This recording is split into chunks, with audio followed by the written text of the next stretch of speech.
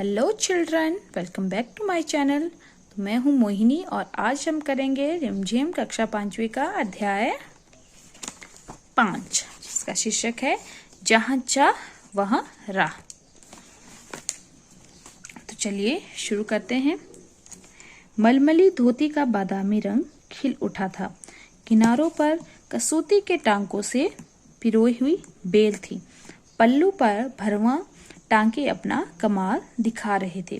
सुनहरे रुपहले बेल बूटों से जान आ गई थी मलमल में। इन बेल बूटों को सजाया था ईला सचानी ने। किसने सजाया था? ईला सचानी ने। ईला की हिम्मत अनूठी मिसाल है ये कढ़ाई के नमूने।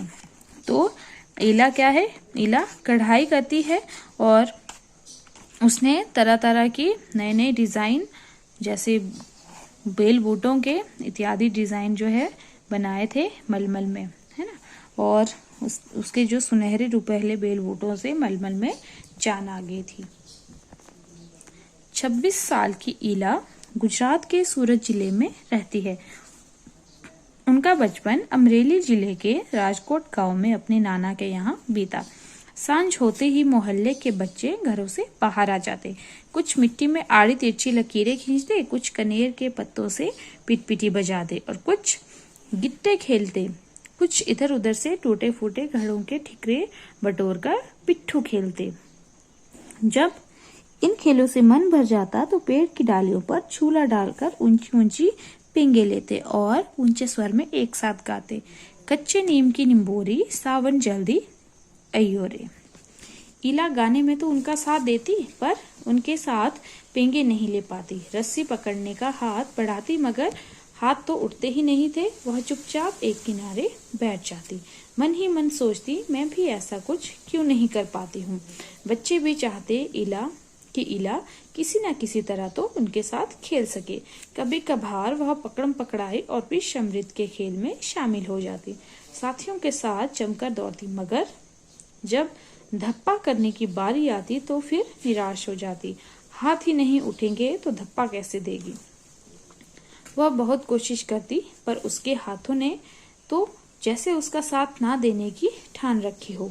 ईला ने अपने हाथों की इस जिद को एक चुनौती माना। तो ईला के हाथ क्या थे? ईला के हाथ उठते ही नहीं थे। पैर तो चलते थे लेकिन उसके हाथ काम ही नहीं करते थे। उसने वह सब अपने पैरों से करना सीखा जो हम हाथों से करते हैं। दाल भात खाना, दूसरों के बाल बनाना, फर्श बुहारना, कपड़े धोना, तरकारी काटना, यहाँ तक कि तख्ती पर लिखना भी सब उसने कैसे किया? अपने पैरों से करना सीखा। उसने एक स्कूल में दाखिला ले लिया। दाखिला मिलने में भी उसे परेशानी हुई। कहीं तो उसकी सुरक्षा को लेकर चिंता थी, कहीं उसके काम करने की गति को लेकर। किसी काम को तो वह इतनी फुर्ती से कर जाती कि देखने वाले दंग रह जाते, पर किसी किसी काम में थोड़ी बहुत परेशानी तो आती ही थी। वह परेशानियों के आगे घुटने टेकने वाली नहीं थी। घुटने टेकना मतलब हार मानना। वह परेशानियों के आगे हार मानने वाली नहीं थी। उसने 10वीं कक्षा तक की पढ़ाई की। वह 10वीं की परीक्षा पास नहीं कर पाई। ईला को यह मालूम न था कि परीक्षा के लिए उसे अतिरिक्त समय मिल सकता है।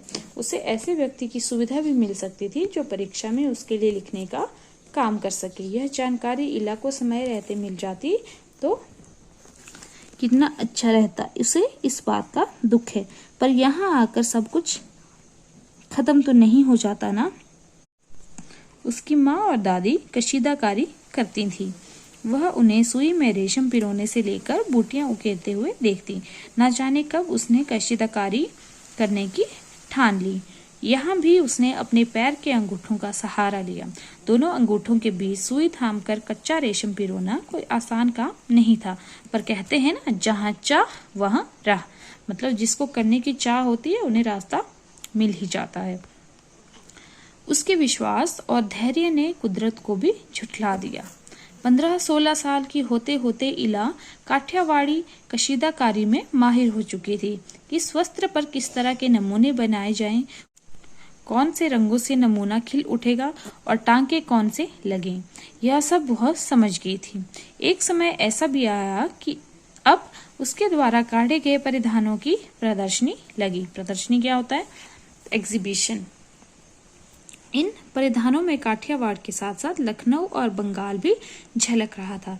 ईला ने काठियावाड़ी टांकों के साथ साथ कई टांके भी इस्तेमाल किए थे। पत्तियों को चिकनकारी से सजाया था, डंडियों को कांथा से उभारा था, पशु पक्षियों की ज्यामितीय आकृतियों को कसूती और जंजीर से उठा रखा था। पारंपरिक डिजाइनों में यह नवीनता सभी को बहुत भाई। ईला के पांव अब रुकते नहीं हैं। आंखों में चमक, होठों पर मुस्कान और अनूठा विश्वास लिए वह सुनहरी रुपहली बूटियां उकेरते थकते नहीं हैं। तो ये हमारा चैप्टर कंप्लीट हो गया। हमारे चैप्टर का नाम था जहाँ चाह वहाँ राह, मतलब जहाँ करने की इच्छा होती है उन्हें किसी न किसी तरीके से रास्ता मिल ही जाता है। तो ये कहानी थी ईला सचानी की, जिसने अपने हाथों के ना चलने के कारण भी हिम्मत नहीं हारी और अपने पैरों से उसने वो कर दिखाया जो किसी ने आज तक नहीं किया था। और अपने पैरों के कारण ही वो